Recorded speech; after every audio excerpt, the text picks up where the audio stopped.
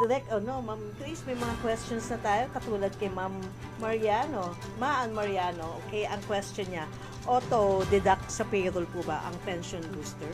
Okay, para po sa mga employed members, so sa ngayon po ay hindi pa, pero kasama po yan sa revision o sa pag-update ng policy ng pension booster. So, yan po ay aabangan din po ng ating mga membro. Okay. Yung auto-deduction ng employers.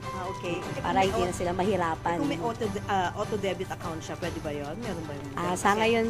Sa ngayon po, wala. Okay. So, abangan natin. Abangan po. Okay.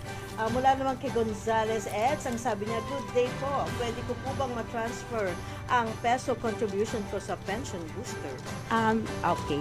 Meron po tayong tinatawag na transition program na mangyayari dahil ang mga members ng Peso Fund at isasama ko na rin po ang Flexi Fund program.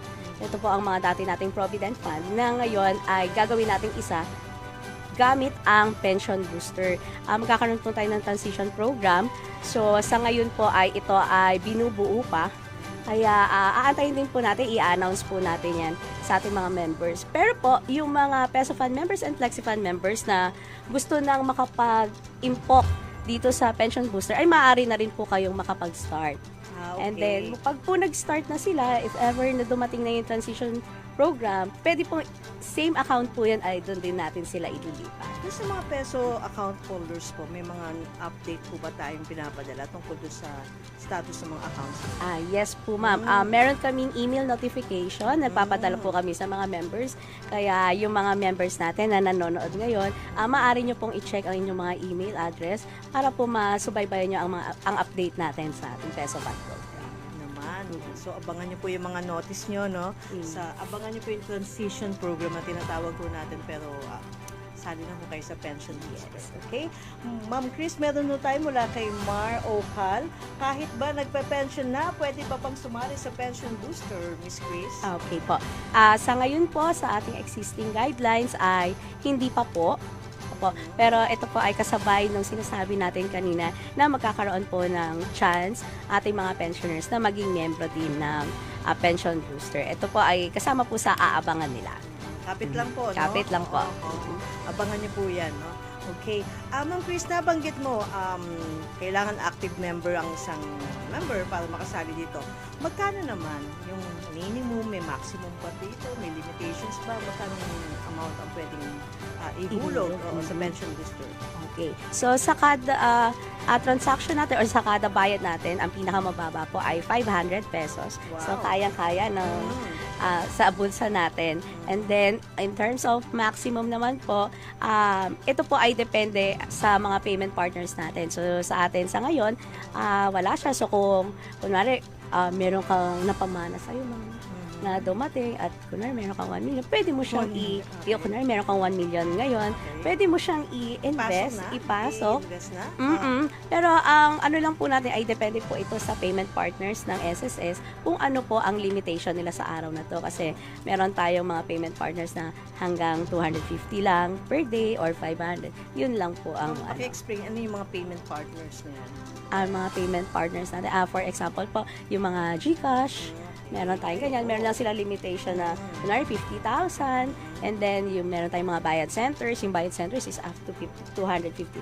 Yun lang po ang limitation. Pero kung meron po kami, i-ano ko lang po sa inyo, no? Meron kami mga members na para silang kunwari mga self-employed, may pera sila sa umaga, may pera sila sa hapon. Meron po kami nakikita na nag-i-invest sila sa morning, 500, sa hapon, same day. Ano ba yung mga online sellers? Yung mga ganun po.